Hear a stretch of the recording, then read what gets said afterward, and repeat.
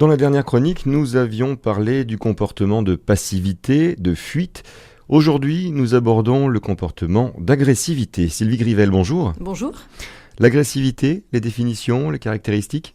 Alors l'agressivité, en fait, c'est un comportement d'attaque, de domination, qui a pour objectif, en fait, de prendre ou conserver le pouvoir sur l'autre afin de le soumettre. Alors quelles en sont les différentes caractéristiques ? Je vais vous donner divers exemples. Souvent, on pense que les gens vont hurler, crier lorsqu'on parle d'agressivité. Alors ça en fait partie, mais c'est pas uniquement ça. L'agressivité, c'est aussi, par exemple, menacer. Ça serait une personne qui arrive dans un service social et qui dit « si ce soir je n'ai pas de logement, je vous crève les pneus ». C'est une personne aussi qui va imposer. Par exemple, un salarié qui demanderait à son manager pourquoi on doit changer les process de fabrication. C'est comme ça. Donc il ne donne pas d'explication, sous-entendu, vous devez m'obéir, vous devez vous soumettre à moi. C'est aussi la provocation, provoquer. Par exemple, suite à l'embauche d'un salarié, on pourrait lui dire « je ne suis pas sûr d'avoir fait le bon choix ».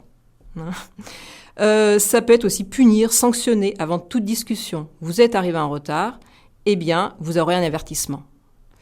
Ou alors, c'est aussi l'ironie. Alors, j'ai retenu une phrase de Georges Feydeau qui dit, par exemple, en termes d'ironie, « L'argent ne fait pas le bonheur, c'est même à se demander pourquoi les riches y tiennent tant. » Voilà, une forme donc d'ironie. Alors, si on ne se retrouve pas forcément dans ces différents comportements, il y a des comportements plus communs dans lesquels on peut tous se retrouver. En termes d'agressivité, c'est par exemple envahir l'espace de l'autre, rentrer dans son bureau sans frapper, couper régulièrement la parole à une personne, ça c'est une forme d'agressivité. Ou aussi faire à la place d'eux.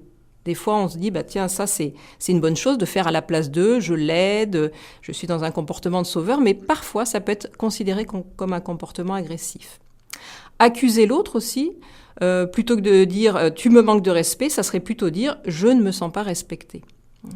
Et puis juger. Alors les jugements, on les utilise assez régulièrement. Les jugements négatifs, dire à une personne « tu es incompétent »,« tu es immature ». Là, il faudrait plutôt utiliser la règle du jeu qu'on reverra lorsqu'on parlera de la thématique de l'assertivité. Est-ce qu'il y a des conséquences à ce comportement d'agressivité ? Alors oui, parce que du coup, la personne s'isole. Les personnes, on va pas forcément envie d'aller vers elles. Les personnes aussi donc n'osent plus s'exprimer, donc il y a une coupure de la communication, voire de la relation. Et puis c'est un gros gaspillage d'énergie aussi que d'être tout le temps en colère et énervé. Alors ce que je voulais dire, c'est que on va tous se retrouver un peu parfois dans ce comportement. On n'est pas 100% dans l'agressivité, mais parfois on a ce type de comportement. L'idée en fait, c'est de ne pas culpabiliser. C'est que derrière chacun de nos comportements, on a souvent une intention positive. Pas forcément pour l'autre, mais souvent pour nous. Souvent, c'est de la protection. Je vais vous donner un exemple que j'ai eu récemment dans un groupe de policiers municipaux où je leur proposais de faire une mise en situation où ils devaient donc mettre une contravention à une personne. Et j'ai constaté que les policiers, finalement, étaient eux-mêmes dans l'agressivité. Donc, ils engendraient l'agressivité dans la relation. Donc, je leur ai notifié ça. Ils m'ont dit « Sylvie, en fait, on préfère agresser plutôt que d'être agressé. » Donc finalement, c'était une forme de protection pour eux qui n'était pas adaptée, parce qu'elle engendrait quelque chose de négatif, mais c'est d'essayer de trouver derrière son comportement agressif quelle est mon intention et de trouver une autre alternative finalement pour nourrir son intention positive. Merci Sylvie Grivel. La prochaine fois, on pourrait parler du comportement de manipulation par exemple. Par exemple. Au revoir. Au revoir.